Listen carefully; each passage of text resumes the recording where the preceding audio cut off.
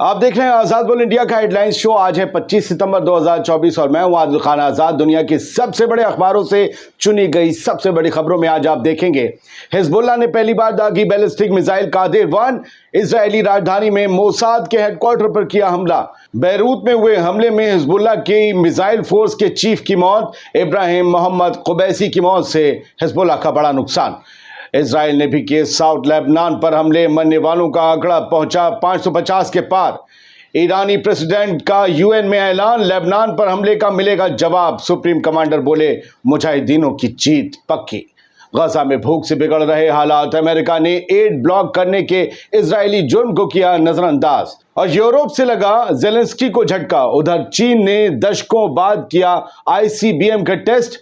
America में हलचल। तो हेडलाइंस आपने देख ली, लेकिन खबरें इससे कहीं ज्यादा होंगी, लिहाजा शुरुआत करते हैं उस खबर से जो आज बड़ी हलचल है, क्योंकि हिजबुल्लाह ने पहली बार इजराइल के खिलाफ किसी बैलिस्टिक मिसाइल का इस्तेमाल किया है। ये फादी 1, फादी 2, फादी 3 नहीं है वो मिसाइल, ये बैलिस्टिक मिसाइल है और इसका नाम है कादिर 1। और इससे हिजबुल्लाह ने मोसाद के हेडक्वार्टर, जो कि तेल अवीव राजधानी में जहां सैकड़ों आयरन डोम काम कर रहे हैं, वहां पर जाकर हिट करने का दावा किया है। हालांकि आयरन डोम नहीं, बल्कि एक दूसरे एयर डिफेंस सिस्टम से इस बैलिस्टिक मिसाइल को मार गिराने का दावा इजराइल की तरफ से किया गया है। जाहिर सी बात है, अगर हेडक्वार्टर ऑफ मोसाद हिट होता है तो तस्वीरें हमारे सामने कभी नहीं आएंगी, क्योंकि एक बेइज्जती का सबब इजराइल के लिए हो जाएगा कि मोसाद, तुम्हारी इंटेलिजेंस एजेंसी जिसकी तूती भारत के मीडिया संस्थानों में बोलती है, तुम उसे नहीं बचा पाए तो किसे बचा पाओगे। In first Hezbollah targets Mossad headquarters in Tel Aviv suburb with Qadir 1 missile. ये है अल मायदीन की हेडलाइन जो कहती है, और ये मिसाइल का फोटो है। मैंने आपको पिछले वीडियो में दिखाया था, लेकिन ये बड़ी खबर है, दिखाना लाजिम था। हिजबुल्लाह ने मोसाद के हेडक्वार्टर को टारगेट करने का दावा किया, लेकिन कल एक खबर आई थी शाम को, बैरूत में एक बड़ा हमला हुआ, फिर से मिसाइल अटैक किया इजराइल ने और उसमें मिसाइल चीफ मारे गए, ये दावा किया आईडीएफ ने। तो हमने उस खबर को दिखाया रात 10 बजे के शो में। कुछ अक्लमंद लोग आए, बोले कुछ भी दिखा देते हो इजरायली मीडिया के हवाले से। देखिए, लेबनानी मीडिया ने उस खबर को कंफर्म कर दिया। ये है उनकी तस्वीर जो मारे गए हैं, ये मिसाइल चीफ थे। मिसाइल का पूरा प्रोग्राम हिजबुल्लाह का इनके पास था, यानी कि बहुत सोच समझ के इन्हें टारगेट किया गया है। इनका नाम इब्राहिम कुबैसी था। हिजबुल्लाह ने एलानिया बेस को टारगेट किया, लेकिन इब्राहिम कुबैसी का वो गम मना रहे हैं। इब्राहिम कुबैसी एक बहुत बड़ी प्रोमिनेंट फिगर थे हिजबुल्लाह के अंदर, इनकी बहुत बड़ी अहमियत थी।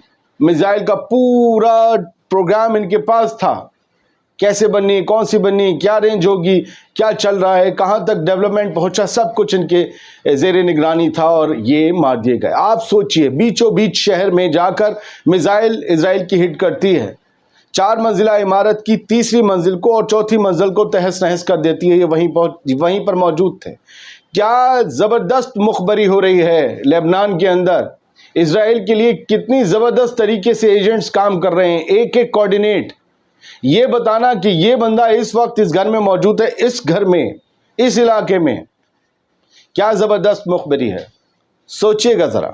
मेरे पास तस्वीरें आई थी, दिखा नहीं सकता है कि एजेंट पकड़ा भी गया था, बताया जा रहा है पिटाई हो रही है इसकी कि वो इजरायली एजेंट है, लेकिन ये तस्वीर आप देख ही रहे हैं। कई ऑपरेशंस चलाए गए, लेकिन इस खबर का कुछ झटका अलग था हिजबुल्लाह के लिए। हिजबुल्लाह के तमाम सीनियर लीडर्स, टॉप कमांडर्स मारे जा रहे हैं। बहुत बड़ा घाटा है हिजबुल्लाह के नजरिए से। Israeli occupation bombs GA intensifies it's aggression on Bika. ये दोनों इलाके जीए और बीका साउथ लेबनान में आते हैं, जहां हिजबुल्लाह का कंट्रोल है। यहां पर अब जीए में बमबारी की, ये अलग नया इलाका बनाया इजराइल ने, बमबारी के लिए चुना, और जो बीका में वो परसों से बमबारी कर रहा है उसे और इंटेंसिफाई कर दिया है। बहुत ज़बरदस्त तरीके से बमबारी की और बहुत ख़तरनाक मनाजिर हैं। लगातार लोगों की मौत का सिलसिला जारी है। पहले दिन हाँ, जितने लोग एक साथ मरे थे उनकी जान गई थी, उतनी जैसी नहीं हुई तबाही। कल भी हुए, आज भी हुए। आज का मिलाकर जब तक मैं खबर पढ़ रहा हूँ 550 के पार था आंकड़ा।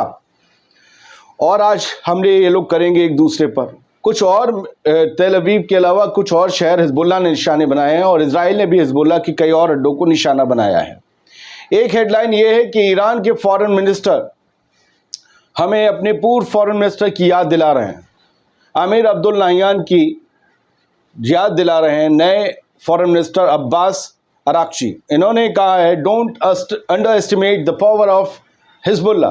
हिजबुल्ला की ताकत को कम आंकने का कोई भी ऐसा नुकसान उठाने वाला कदम ना उठाना, यानी ये गलती, ये हिमाकत कभी ना करना कि हिजबुल्ला कमज़ोर है, उसकी ताकत को कम मत आंकना। इन्होंने इजराइल को ये करके वार्निंग दी है कि खमाओ, ज़रा संभाल के, ज़रा एहतियात से।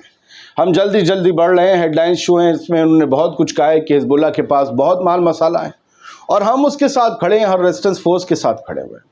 मैं मिडिल ईस्ट की खबरों को बीच में रोक रहा हूँ, दुनिया की कुछ और हिस्सों और गजा की खबर आपको दिखा दूँ, वरना ये आखिर तक पहुँच जाती है तो लोग भी हट जाते हैं। Western leaders not convinced by Zelensky victory plan.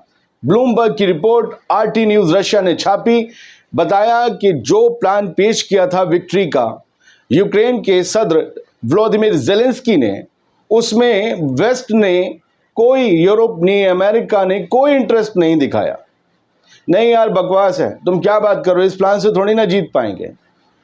कुछ इन्होंने प्लानिंग बनाकर अपनी लीडर जो स्कीम पेश की थी और ये कहा उस पर वेस्ट ने कि ये गेम चेंजर नहीं है, it's not a game changer. Western official has told the agency. Bloomberg को एक जो है एक सोर्स ने बताया है, एक ऑफिशियल ने, वेस्टर्न ऑफिशियल ने, यूरोप के ऑफिशियल ने, कि यार ये ज़ेलेंस्की का प्लान काम करने वाला नहीं है। पता नहीं काहे को ये सोच रहा है कि हम जीत जाएंगे इस तरीके से। ऐसा थोड़ी ना है, हप्पा हलवा थोड़ी ना है रूस कि कोई भी जीत लेगा इस तरीके से। A source noted that the victory plan does not include any real surprises and is not a game changer. कोई भी इसमें जो है गेम चेंजर जैसा कोई भी पुट नहीं था, ना इसमें कोई ऐसे रियल सरप्राइजेस छुपे हुए थे। ये वही पुरानी बातें थी जो घिसी पिटी ज़ेलेंस्की करते रहते, और विक्ट्री प्लान से ज़्यादा इसमें इन्होंने विश लिस्ट अपनी लगा रखी थी, हमें ये चाहिए, हमें वो चाहिए, हमें सिंगाड़ा चाहिए, हमें जो है बबू गोशा चाहिए, ये सारी चीज़ें लगा रखी थी, उन्होंने ये सब बताया। खैर, चाइना ने एक काम किया है सर 1980 के बाद। 1980 के दशक में उसने अपनी ICBM टेस्ट किया था, इंटरकॉन्टिनेंटल बैलिस्टिक मिसाइल। BBC ने इस बात की खबर दी है। अब से थोड़ी देर पहले, जब मैं खबर पढ़ रहा हूं, कुछ मिनट्स पहले ही ICBM टेस्ट किया है चाइना ने, इंटरकॉन्टिनेंटल बैलिस्टिक मिसाइल। आप समझ रहे हैं, कॉन्टिनेंट से कॉन्टिनेंट तक का सफर, कंट्रीज तो छोड़ दीजिए।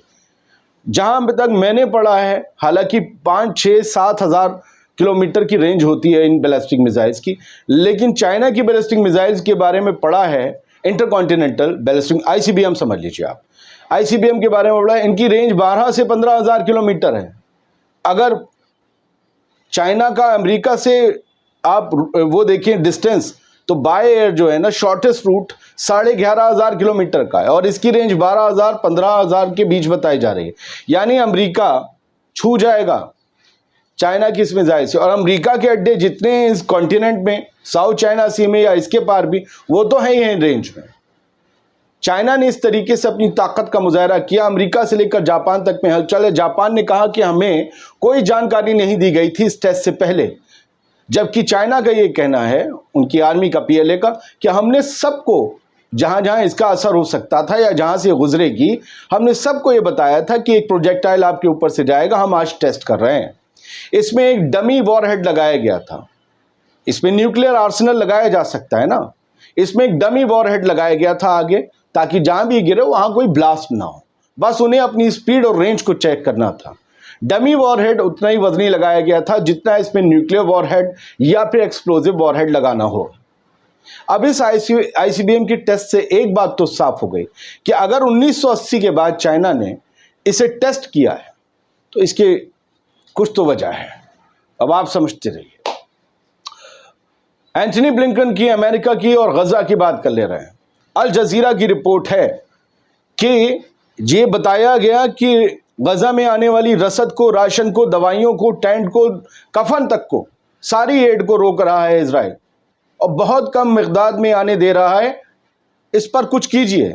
तो ब्लिंकन ने यूएस का जो स्टेट सेक्रेटरी है, यानी कि वहां का विदेश मंत्री, जो कि आप समझ रहे हैं सबसे ज़्यादा एक्टिव है बाइडेन के बाद, उस एंथनी ब्लिंकन ने इग्नोर कर दी यूएस असेसमेंट को, और ये यूएस का असेसमेंट था।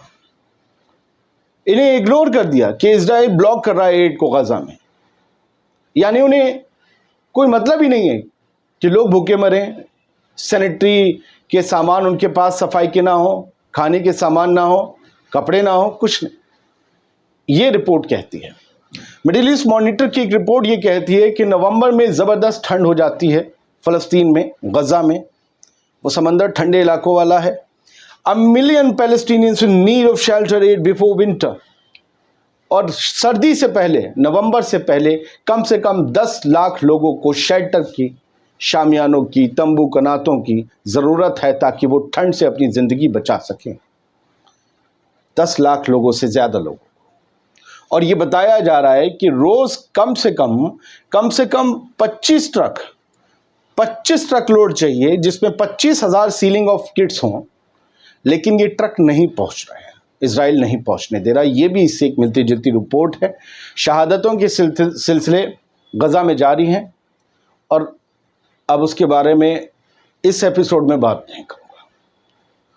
जो 2 तकलीफ़ें बता दी वो काफ़ी हैं। अब हम चलते हैं यूएन में जो मीटिंग चल रही है और वहाँ जो बड़े बड़े बयान दिए गए हैं, वो दुनिया के तमाम बड़े नेता सब वहीं मौजूद हैं। मसूद पेज़ेश्कियान वहीं हैं, एर्दोगान वहीं हैं, बाइडेन वहीं हैं, इजराइल की तरफ से लोग वहीं, और न जाने कौन कौन। कतर के पीएम ने भी बोला है, मलेशिया के पीएम ने भी बोला है, सब ने उधेड़ कर रखा है इजराइल को।